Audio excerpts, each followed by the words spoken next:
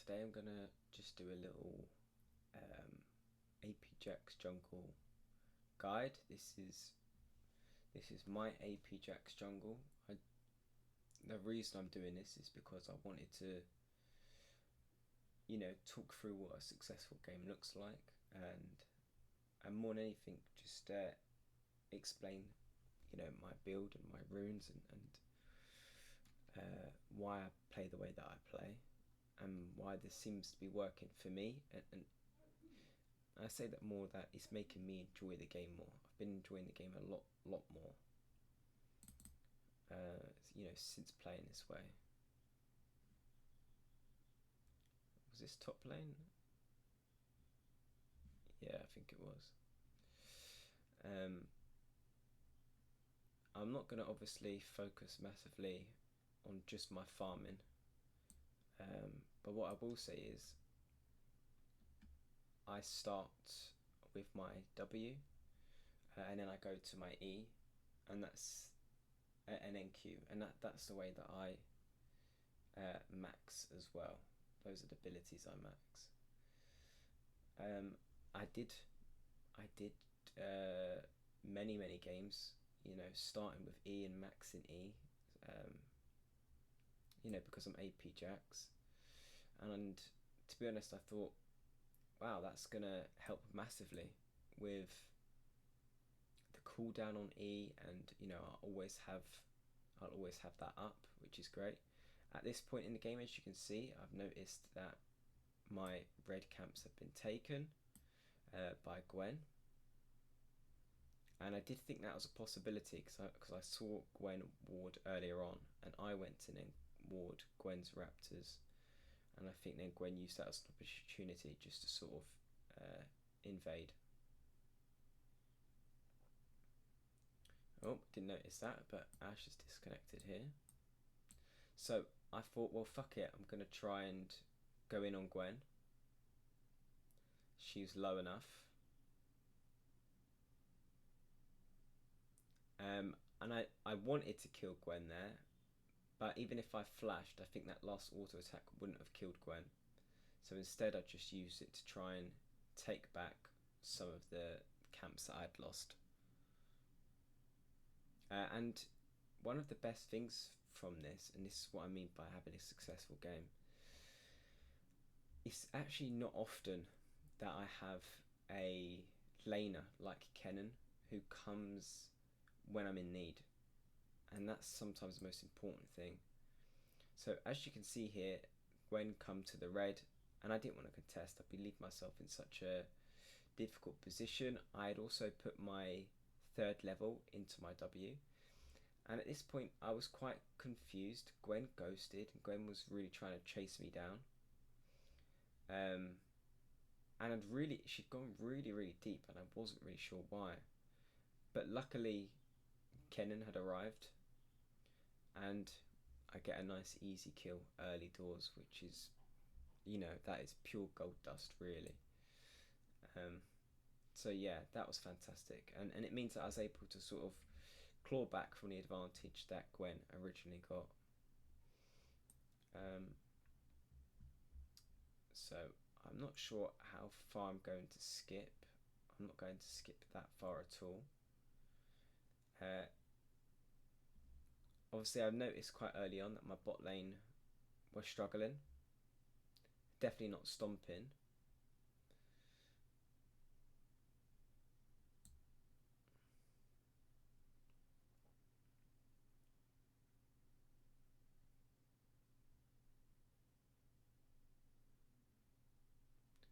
Lulu was able to get the kill on Zyra, and luckily Gwen wasn't able to get a kill.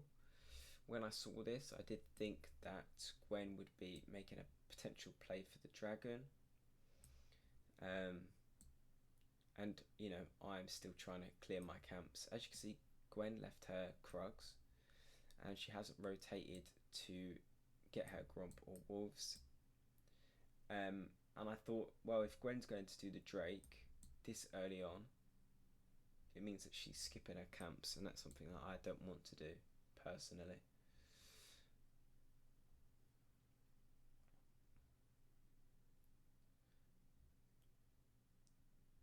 So as you can see, I did think that they were, and that's why I did that. But I also didn't feel that we were in much of a position, and I'm quite used to not actually getting the help. But as you can see here, I made the wrong call running around that side. And I believe here that Gwen actually gets away, funny enough. But I think we get a kill on Ashe.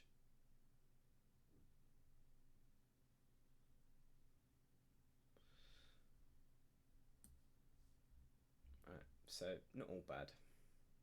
And stuff like that, although I allowed Gwen to get the Drake, you know, I'm actually starting to snowball really. You know, I'm starting to get a bit of a lead in terms of my jungle, and a bit of a lead in terms of farming as well. And it's allowed me to rotate a lot better. So I think my plan here was to clear the red side, and then get a big reset, because I haven't reset yet. Just because, and that's one of the reasons why I didn't want to jump in on Drake either. You know, I'm actually quite weak. And AP Jax is very weak. AD Jax is weak as well, I would say. Obviously, you're better in like 1v1 situations. I saw this play on bot, and I lost a bit of confidence in my team. I thought Lulu was sacrificing herself so Severe could get away, but Severe obviously didn't really understand that, because Severe backed away from committing, and then at the same time just sort of offered herself out to die. But yeah, until you get, you know, my first item that I like to go for, which I'm building, is Lich Bane. Obviously I don't get the Sheen to begin with because it does less damage to camps.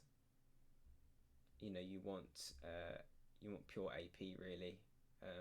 You know, that actually does more damage. I started to get a bit of a feel as to how Gwen was playing, and I thought she is not caring about farming, she's just going for objectives. But obviously I had to prioritise my level 6, so I just went in on Gwen, and luckily I was able to finish off with the W there, and use my newly equipped ult. It worked out quite well. We got all of the Void Grubs, and luckily Gangplank come down, which is very nice of him. Gangplank went back to top. I noticed that Set was rotating, and I thought I was in a good position to help. Me and Kennen played this quite well, you know, doing damage but backing away from Set to kite him. But unfortunately, wasn't able to get the kill there. Didn't want to tower dive. Go back to my guaranteed farming.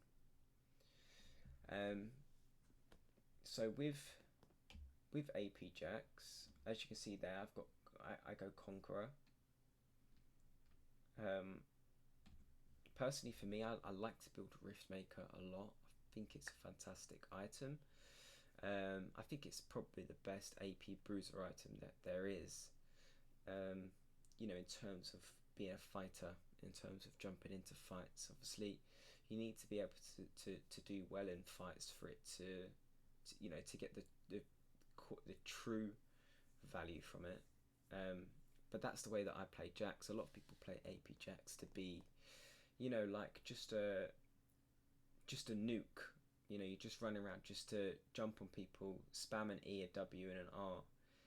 But in my opinion, you can play AP Jax to a more valuable level than simply AD Jax. You play the same way. You know, you play the same style as, you know, damage per second, but you just play more on your cooldowns. You play more of your spacing. As I don't tend to build attack speed other than what's already given within my runes. So I will put Alacrity on. I will put attack speed on, but that's about it. And obviously, with the new buffs that come out for Jax's attack speed, I don't feel like it's he's got bad attack speed, and really that attack speed should just be there just to proc your R passive. That's it. That's the only reason you need it there, and you're not procking absolutely shit tons of R passives. And if you are in a team fight, procking loads of passives, doing loads of attacks, it's very rare that you're able to just freely hit someone, because you can only hit one person, but freely hit someone in a team fight without yourself being focused and damaged. So that was close. Didn't quite get there, but I managed to stat check Ash a bit there, but we weren't able to get much follow up, which is a shame.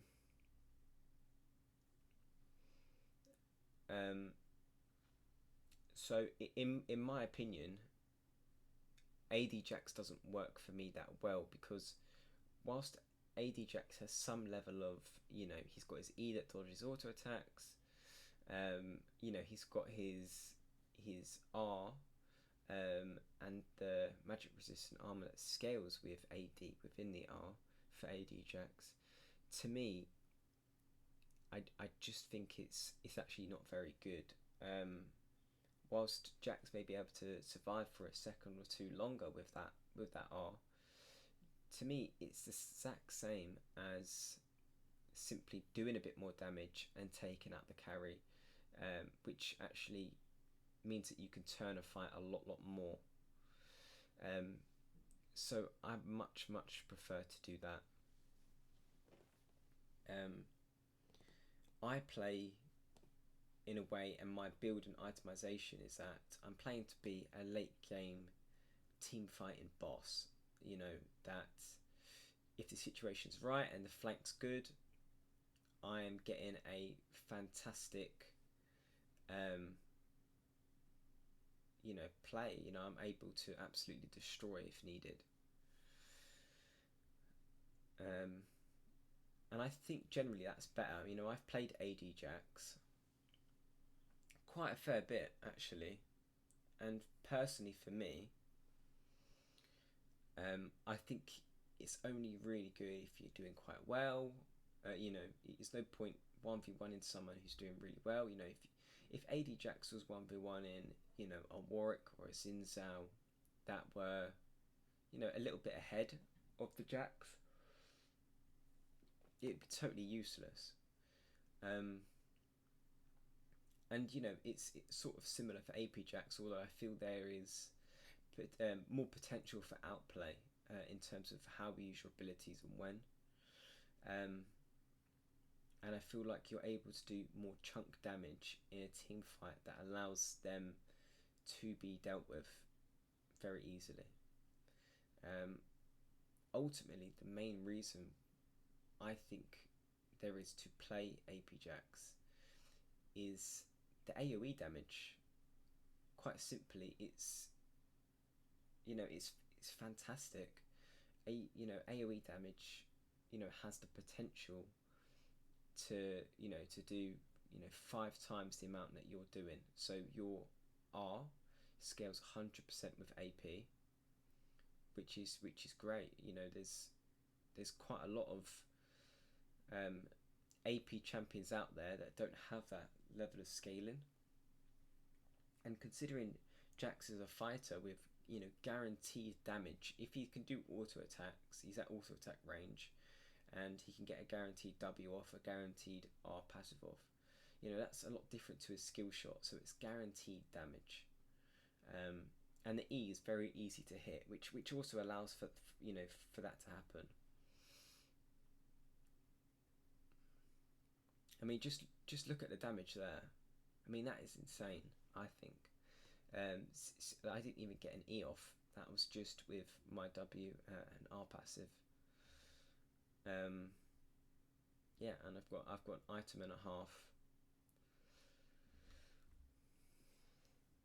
So I like to build, as you can see in this game, I've got quite lucky in the sense of there's a lot of champions that were misplaying, a lot of enemies that were,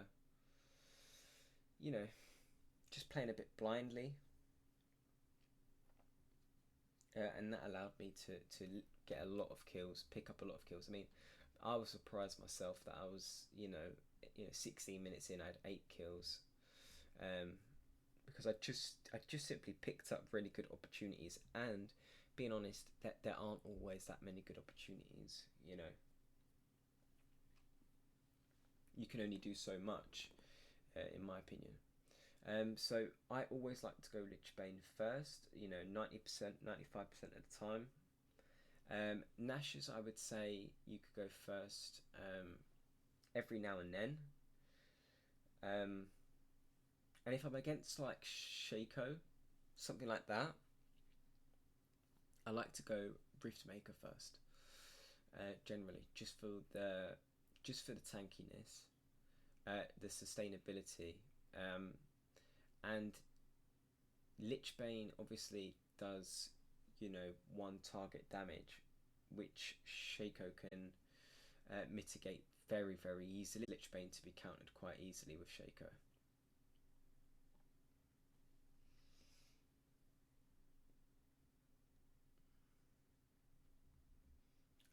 So the second item I'm going for, I think I might be able to finish it here. I'm not too sure. Yeah, so I went for a Riftmaker this game. I don't always, being honest, I don't always go for a Riftmaker, but since I had like a Set, a Gwen, a Yone, I thought that it would be really quite useful. A lot of fighting champions, and therefore more likely to stay in the fight for longer. And that's generally my reasonings for going for Riftmaker early on. So they win that trade nice and easily. I didn't even manage to arrive on time before the two enemies were killed. The second item in this game that I'm going to build is Bloodletters. I think Bloodletters is a great item. As you can see, there's a little bit of MR, but really, it's like a black cleaver. It's always going to have value. Always going to have value.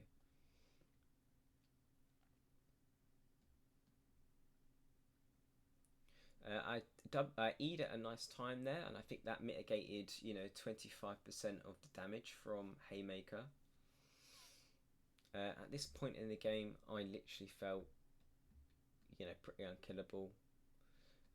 This was my favourite play of the game. I saw Gangplank taking the tower, and I thought, fuck it, I'm going to try it.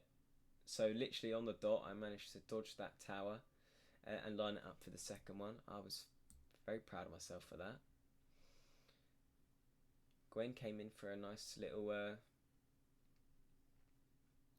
double kill, and I just had to finish her off, and then pick up her blue as a little reward for doing so well. So at this point in the game, I've got 10 kills, which is fantastic. Obviously, my games don't always go this way, and I would say the main difference is that a lot of the champions, enemy champions, play very risky. Gwen running me down to here, at like minute 3. Also, Set roamed a couple of times really badly and overstayed in his lane really badly. And it just meant he was able to be picked up as an easy kill. And Ash again in the bot lane, getting completely baited out. Yeah, very, very lucky, really. But I would say that generally with this build and the way that I play Jax, I'm always useful. Obviously, you need to have the team to follow up on a jungler. You can't literally 1v9. That's actually not a thing. Generally, you need at least a player, or a lane to be doing well. Otherwise, the game is either a massive struggle or it can be almost impossible. If you simply don't have anything to help. So the way that I play, generally, I find that it works out. Yep. So third item there, as you can see, I went for a Bloodletters. It gives me, whilst I've got the damage already on me, I don't need exactly more damage, but the sustainability and the the passive that allows me to take away magic resist, I think is great, especially on Jax. You know, you've got two big AoE abilities. Unfortunately, I wasn't able to get the jump off there, so I also wasn't able to follow up as much. But Set overstayed and got himself caught out.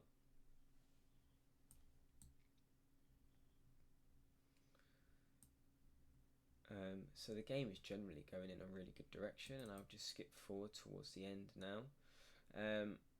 As it got towards the end and I knew it was a guaranteed win, I did start just sort of playing as I wouldn't. I played a bit more, I'm just going to fucking go for it, fuck it. Because I was already happy enough with my performance.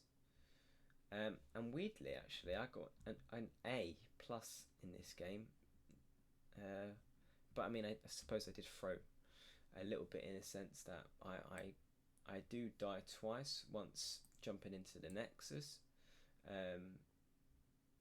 jumping into the base laser, and another time when I just jumped into a set not knowing Azira was there, and I just got caught out really. But the game was it was completely unwinnable really. We had such a gold advantage. You know, we'd taken so many towers. I don't know why everyone overstayed here. I was pinging them. If they left now, they would have all got away and they would have been fine. You know, there was a Drake to play on, but they didn't want to, so that's fine. As I said, it was basically an unlosable game. As long as you play smart, that is. I did stop playing smart, and luckily I had Kennen. Kennen was really fed. He was doing fantastic. He was a great ally to have on the team. So I haven't finished my boots at this point, which meant I had to flash. But me and Kennen managed to clear up. And once again, you know, it was Set running it down. You know, it's level 12 going against two level 16s. I managed to dodge the Haymaker just by simply walking. And we cleared Set off quite easily. Looks like Kennen probably building a Rabadons now. Nope, he's going for a Zhonya's. I was able to get a large rod and finish my boots. I think I had 2,000 gold when I went back, so that makes sense. And I'll quickly, well, we've got Baron here, and then I'll show you my suicide.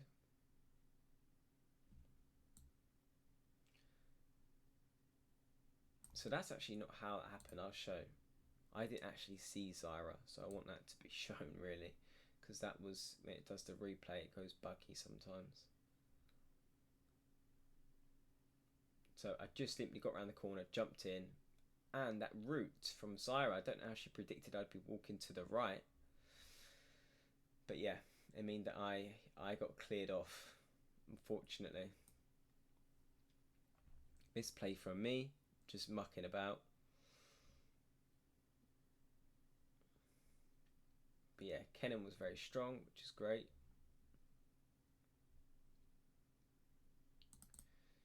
And then, you know, the game is finally ending out. So in this game, I'd be looking to get a Rabadons. I'm always looking to get a Rabadons.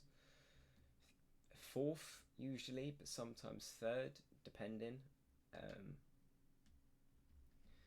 And I like Cosmic Drive a lot as well. I think that's a fantastic item.